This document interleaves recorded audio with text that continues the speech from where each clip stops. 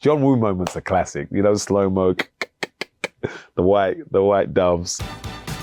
Hi, my name is Jimmy Akingbola, and these are my film firsts with BAFTA. That's a really tough question. The first film that I remember seeing ever, I think it's a Sinbad movie. You know, I can't remember, I just remember them like being on this ship, then hitting this lovely, beautiful island, and then just being mesmerized by these like quite scary monsters, but the films didn't feel scary. It just felt like a film about adventure and about Sinbad leading his amazing team. And so, yeah, and I think there was about 8 of the different films. I loved the Sinbad the Sailor. Clash of the Titans as well. That's just popped up into my mind. I really loved that movie. And then I think, I don't know if we can keep all these in, but Herbie Goes Bananas. Basically like a Knight Rider car that had a mind of its own, that, you know, would sort of rescue the family, go on adventures. And I think there was about 3 or 4 of those films. And I think, you know, they were very family friendly. The first film that I watched as a young age that I shouldn't have watched, Scarface. I remember, I've got older brothers, and I remember sneaking into the bedroom, and it was the scene with the chainsaw. I was very, very young. I was shocked, but mesmerized at the same time, and they let me watch the whole movie. You know, Pacino gave a great performance, but there's a lot going on in that movie. Violence, drugs, and I'm not gonna say how young I was, but I was very, very young. I hope my brothers won't get in trouble. Having older brothers, they really did, I think they helped my taste in terms of films and TV, because I got to see a lot of films that I shouldn't have been watching. I was too young. I think another film that pops into my mind in terms of a film that I watched as a young kid that I shouldn't have been watching was Salem's Lot. It's like a horror movie, and I really still remember, it does freak me out. I remember I think it's the vampires on the outside of the window, and you can just hear the nails going down the window, and it's an amazing movie, but very scary. I didn't sleep for the rest of that year. First TV show that made me, film that made me want to act. It's a tough one, that. I think TV, again, I was watching this show, I shouldn't have been watching it, was called Oz, HBO. I think watching all the performances there was fantastic. All the character arcs were amazing. And at that time, I didn't want to be an actor, I wanted to be a footballer, but I just remember really studying all the different performances from the great actors in that show. And again, HBO doing what they do very, very well. And then another show, British show called The Real McCoy, the iconic black sketch show, a bit like In Living Color in the US, and people on that like Robbie G, Eddie Nestor, Curtis Walker, Miria Sayel, like watching those actors do their work. I used to go to school and we'd reenact those scenes, you know, and the characters. And yeah, so those 2 shows really made me think about being an actor. The first TV show that I was obsessed with, the first film was Coming to America, Eddie Murphy. I loved that movie, honestly. Great cast, you know, James Earl Jones as his dad, and just all the characters, the barber scenes, you know, every times where he's talking about boxing, they're like, Rocky Marciano. Every time a white guy talks about boxing, Rocky Marciano. He's like, he beat Joe Louis's ass. He was 105. I love that scene, seriously. But yeah, that really stuck with me, and I can watch that every day, anytime. That's a Christmas movie for me.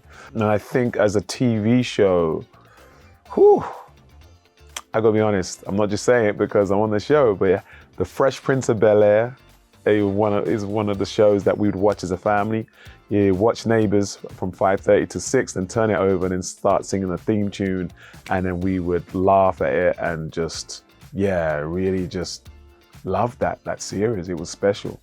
And Only Fools and Horses as well. I'd say, you know, that was definitely a Sunday iconic TV series that the whole family loved. And yeah, Del Boy and Rodney, you can't beat that as a duo. I grew up watching The Fresh Prince of Bel-Air, and you know, I loved Will Smith and everybody else in the cast. So when I got the call to play Jeffrey, it was a dream come true. Tears came out of my eyes. I was in tears of joy, and I had recently lost my brother about a year ago, and And so I just remember looking up to the sky and saying, I did it, bro, I did it. You know, I always said that was one job away from a career-changing, one yes away from a career-changing role, and I truly believe this Jeffrey is that. The first thing I acted in was probably, I was at junior school and we did Red Riding Hood, and I played the wolf. And I think I dressed up as Red Riding Hood's mom, and suddenly I was the wolf, and I borrowed some clothes from a friend of mine, her mum. She borrowed like a dress and stuff like that. It was crazy, and I didn't want to be an actor, but I fully committed to the role of this sort of evil wolf that was pretending to be a woman. And then I think in terms of graduating from drama school, it was the bill. I was more of an extra, but I squeezed in a couple of lines. It wasn't me, and that was my big moment.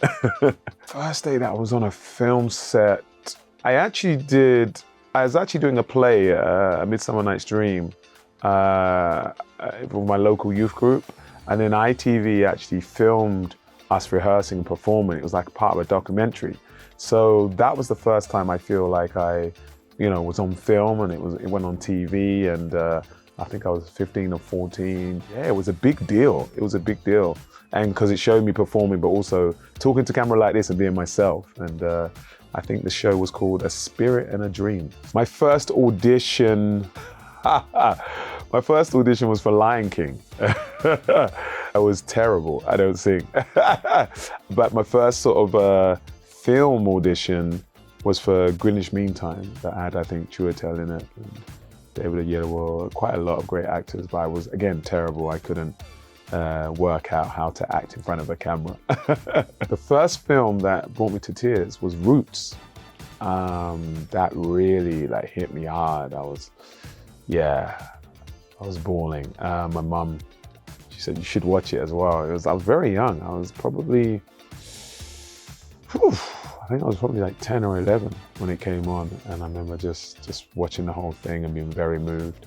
But there was a couple of others after that I would love to mention.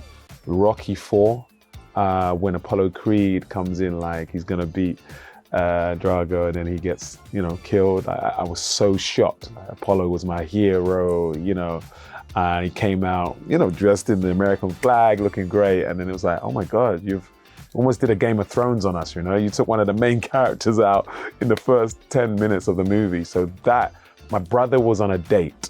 So that happens, and I had to start crying and screaming in the cinema. And my brother couldn't stop me. I was crying and screaming for about 20 minutes. So that really does stick with me, that moment. There's a great moment in Boys in the Hood, and they're really, the young kid that's the Ice Cube character gets arrested, and then they're playing, I think they're called The Stairs, the group. I can't remember what the name of the group is, but the song is Ooh Child, Everything's Gonna Get Easier.